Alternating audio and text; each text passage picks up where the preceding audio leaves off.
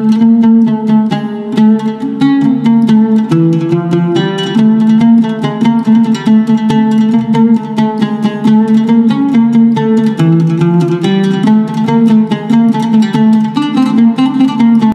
عليكم ورحمة الله وبركاته. معاك الشيف مجدي حسين، فيديو جديد. كل سنة وانتم طيبين. النهارده احنا هنعمل نوع من السلطة. هنعمل سلطة لاروس، السلطة الروسية عبارة عن كريهات، قطع من زي زهر الطاولة كده أكبر سنة من البطاطس ومن الجزر، وبسلة ومايونيز وملح وفلفل وبابريكا. البطاطس والجزر والبسلة مسلوقين. البطاطس والجزر والبسلة دول بيتسلقوا. نص البطاطس بقشرها وبعد كده بنقشرها بنسلقها في ميه وملح.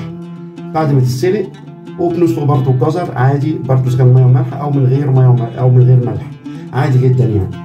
والبسله نفس النظام، بتتسلق في ميه بتغلي وبعد كده بنبرد عليها بتلج عشان تطلع خضراء زي ما انتم شايفين بالشكل دوت.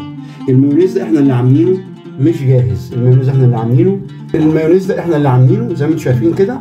احنا عاملينه 2 اصفر بيض مع حوالي نص ازازه زيت عباد، يعني نص ازازه زيت ذره او اي نوع تاني زيت نقي كده كويس بنعمل بيه المايونيز. وبنغلي سنه خل ونحطها على الاصفر البيض ونضرب، وبعدين نبتدي ننزل بزيت من الزيت على الاصفر البيض، وبعدين نديله الملح بتاعه بيبقى بالشكل دوت. هنبقى نعمل فيديو تاني للمايونيز ونقول لكم ازاي اوفر من ان نشتري مايونيز من بره وسهل. وممكن برضو نستعمل الابيض. انا استعملت الاصفر وبعد كده حطيت يعني دول مثلا صفار بيض وحطيت البيض بتاعها بعد كده. خلاص هنبتدي دلوقتي نخلط او نعمل ميكس للسلطه ونوريكم ازاي، وهتشوفوا دلوقتي واما نيجي نقدمها ونسرفزها نوريكم ازاي. هنحط البسله اهو، هنحط شويه من المايونيز اهو بالشكل ده كده اهو بالشكل ده.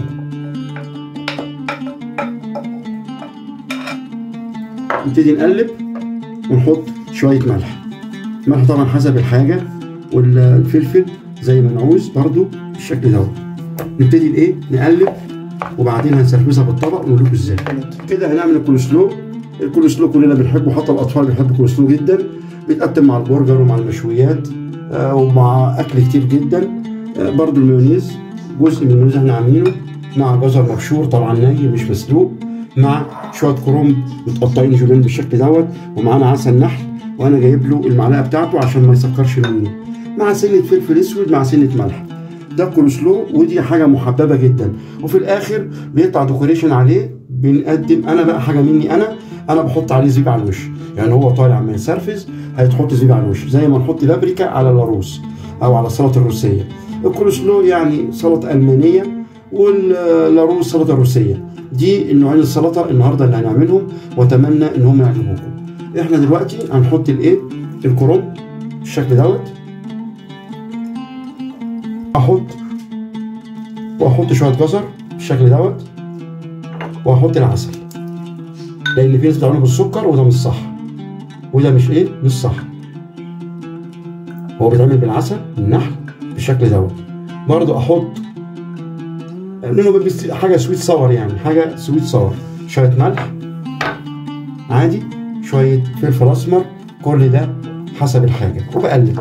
كده احنا عملنا سلطه لاروس وعملنا سلطه الكولسلو. سلطه لاروس زي ما قلنا جزر وبسله وبطاطس بالشكل دوت وعليها مايونيز، والكولسلو كرنب وجزر وعسل نحل، نحط عليه سكر وعسل نحل بالشكل زي ما انتم شايفين كده. ممكن نكتر المايونيز نقلل المايونيز، نكتر الملح نقلل الملح، دي حاجه مرحلتنا احنا. لكن هي في الاخر بالشكل دوت. بنعمل هنا بالديكوريشن يعني شويه بابريكا على الوش اللاروس وشويه زيت على الكولسلو بالشكل دوت. اتمنى يكون الفيديو عجبكم، فيديو بسيط بس تغيير برضه في السلطه، نطلع عن المألوف في رمضان. والسلطات بتاعتنا اللي هي البلدي والطحينه والغلو الحاجات دي عملناها قبل كده، دي حاجات خارجه عن يعني نعملها ونجرب مع الاطعمه بتاعتنا مع الاكل بتاعنا، حاجات مفيده جدا. يصلح الاكل ده كله لجماعه بتوع الدايت او للمرضى السكر، ولكن نستبدل المايونيز بمايونيز دايت. واتمنى يكون الفيديو عجبكم.